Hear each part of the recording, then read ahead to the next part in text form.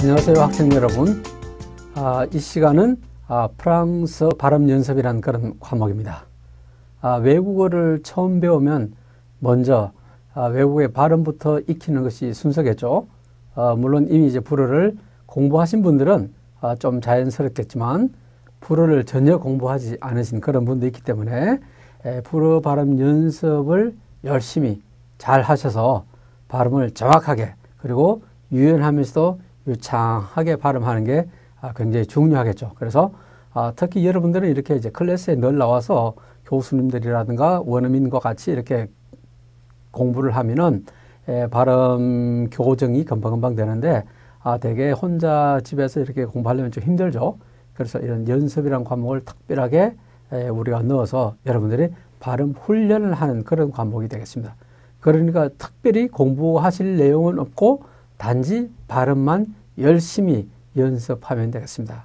그래서 앞부분에는 간단하게 약간의 이론적인 그런 지식을 배우고 그 다음에 뒷부분에 넘어가면 거의 발음을 연습하는 그런 내용들이 나옵니다. 그래서 정확한 프랑스 발음법을 익히기 위해서 발음 연습을 체계적으로 배우는 과목이 바로 이 과목이다 하는 것을 이해하시면 되겠고, 그래서 1강에서 5강까지는 기초적 음성학적 지식을 배우고 6강에서 15강까지는 불어 발음 하나하나를 구체적으로 연습, 훈련, 수정, 교정하는 이런 연습을 하도록 하겠습니다. 그래서 여러분들이 이런 과목을 공부함으로써 어떻게 되느냐? 첫째는 프랑스 음성의 정확한 음가를 이해한다는 것이죠. 단지 우리가 프랑스 발음을 나를 따라서 이렇게 하라 하면은 실제로 여러분들이 프랑스 발음이 익숙치 못하면은 실제로 귀로 듣는 거하고 또 여러분들 실제로 발음을 내는 거하고 그 사이에 많은 차이가 있을 수 있고 또 발음을 하다 보면은 틀린 발음을 처음에는 많이 하게 됩니다.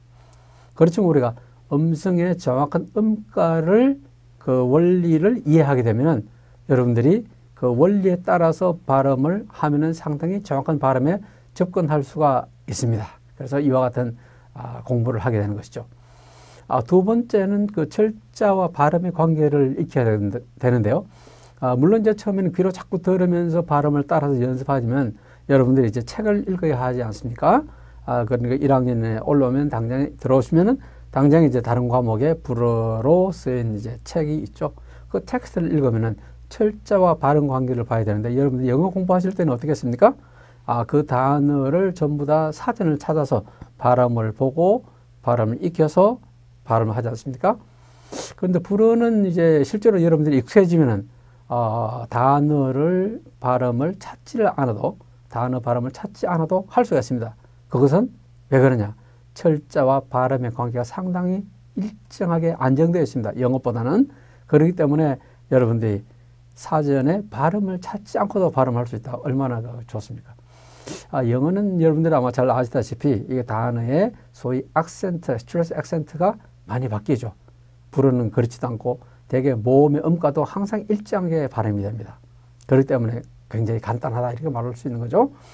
그래서 어느 정도 철저한 발음이 익히면은 반복적인 훈련을 통해서 자연스러운 발음을 습득할 수 있도록 하는 것이 이 학과목의 중요한 목표가 되겠습니다.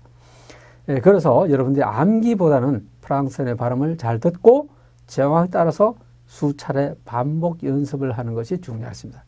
자, 그러면 좀 더 구체적으로 학습 방법을 살펴보죠. 그래서 첫 번째는 음성의 조음적 지식을 잘 이해해야 된다. 조음적 지식, 이게 조금 전문적인 용어죠. 조음이라 하는 것은 여러 음성을 잘 이렇게 만들어서 정확한 발음을 만드는 그런 방법을 조음이라고 하죠. 우리가 조리라고 하지 않습니까? 음식을 이렇게 요리를 만드는 방법을 조리라고 하죠.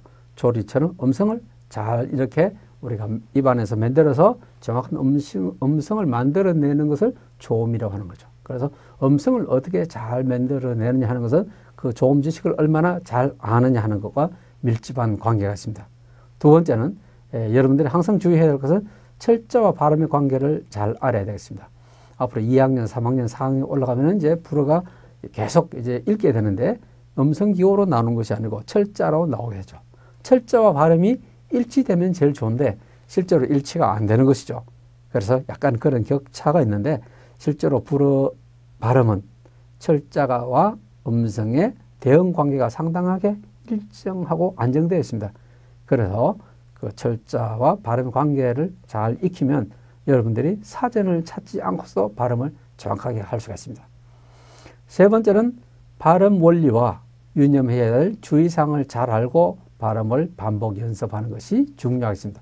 첫째는 발음을 어떻게 하고, 두 번째는 이 음성을 발음하는 데 있어서 특히 영어나 한국어와 어떤 차이가 있는가를 잘 주지하고 발음을 해야 되겠죠. 각 언어는 비슷하지만은 각 언어의 고유한 음성이 있기 때문에 약간의 차이가 있습니다. 가령 스 하는 S의 발음도 불어하고 영어가 같은 것 같지만 실제로 엄밀히 보면은 좀 다르죠. 여러분들이 그런 것도 이제 앞으로 공부하시게 되고, 또 한국어의 또 시옷이나 쌍시옷의 발음하고는 또 어떤 차이가 있는지 이런 걸 또 우리가 염두에 두면서 공부를 하셔야 되겠습니다. 왜냐하면 여러분들이 한국 사람이기 때문에 한국어로 된 그런 발음 표기를 우리가 좀 응용을 해서 불어 발음을 배우도록 하겠는데, 그 관계를 잘 아는 게 중요하죠. 그래서 특히 이 발음을 한글로 표기한 것은 초보자를 위한 학습 편의 때문입니다. 그러니까 한글로 표기한 것이 그대로 불어 발음이라고는 볼 수 없지만 여러분들이 불어를 처음 공부하기 때문에 이걸 병기하지 않으면은 어떤 경우는 발음을 굉장히 못하는 경우가 있습니다. 그래서 가능하면은 비슷하게 표기를 했지만은 똑같은 건 아니죠. 그것 좀 유의하시면서 비슷하게 따라서 공부하시면서 정확한 조음적인 지식에 따라서 거기에 바탕에서 원어민이 발음하는 것을 자꾸 듣고 발음을 하면 보다 정확한 발음에 접근이 되는 것이죠. 아시겠죠, 여러분들? 그래서 이 과목은 굉장하게 뭐 이런 열심히 공부를 해야 된다는 게 아니고 입으로 열심히 발음을 하고 귀로 열심히 듣고 하는 그런 과목이 되겠습니다. 그런데 이제 여러분들이 공부하면은 대개 중간고사, 기말고사를 치는 평가가 있는데요. 대개 중간평가는 과제물 또는 출석 수업을 하게 되겠고, 대개 시험은 30점이 되겠습니다. 그 다음에 이제 기말 한 학기 전부 여러분이 공부하고 난 뒤에는 객관식 시험을 보겠습니다.